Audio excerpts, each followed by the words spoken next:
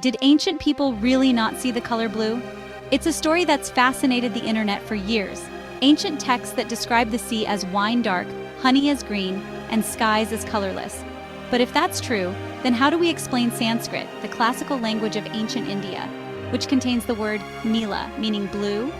Today we're diving deep into the hidden history of color, ancient language, and why the answer isn't as black and white or blue as it might seem.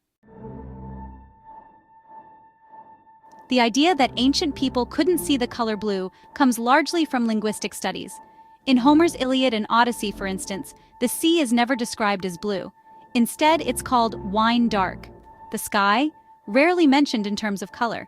The same is true across many early texts. Chinese, Hebrew, and Icelandic sagas all show a strange pattern. Blue is either rarely mentioned or missing entirely. So what's going on here? Did ancient people actually see colors differently? It's complicated. Linguist Brent Berlin and anthropologist Paul Kay proposed a theory in the 1960s: languages develop color terms in a specific order. Almost all languages begin with words for black and white, or light and dark. Next comes red, then yellow and green. And only after that, blue. Why? Because blue is rare in nature. There's almost no naturally blue food. Blue flowers are rare. Blue dyes are difficult and expensive to make. So unless a culture had a strong reason to isolate the concept of blue, like access to lapis lazuli or indigo, they may not have named it. But this is where the theory meets its exception: Sanskrit. Sanskrit, one of the oldest known Indo-European languages, does contain the word Nīla, a term used to describe dark blue, sapphire blue, or indigo. It appears in classical texts, religious hymns, and descriptions of deities. Lord Krishna is often described as Nīla Megha Syama, as dark as a rain cloud.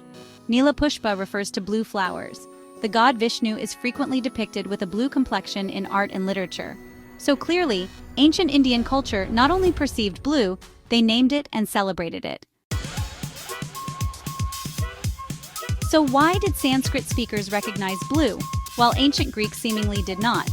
Well, it really comes down to technology, trade, and environment. India actually had access to indigo, which is, one of the richest natural blue dyes out there. Lapis lazuli, that deep blue stone mined in nearby Afghanistan, was traded and treasured for thousands of years. Blue showed up in textiles, art, religious symbolism, and language, way earlier than it did in the West. Meanwhile, in ancient Greece, blue pigments were pretty scarce. They just didn't have a vivid blue dye until much later. Without a strong material presence of blue in their world, it just wasn't a distinct color in their lexicon.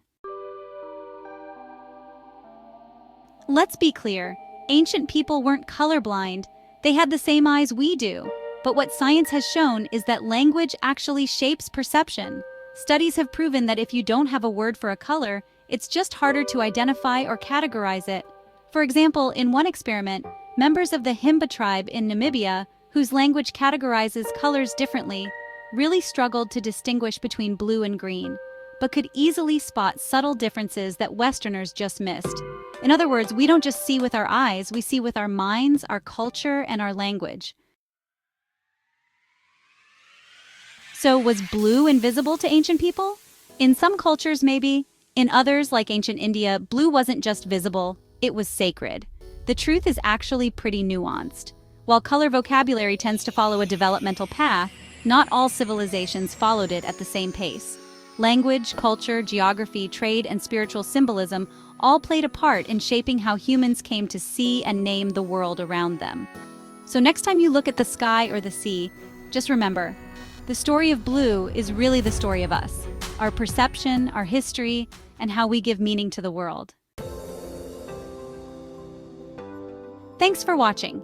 If you enjoyed this deep dive into the color blue, don't forget to like, share, and subscribe. Let us know in the comments, which color do you think your culture sees differently?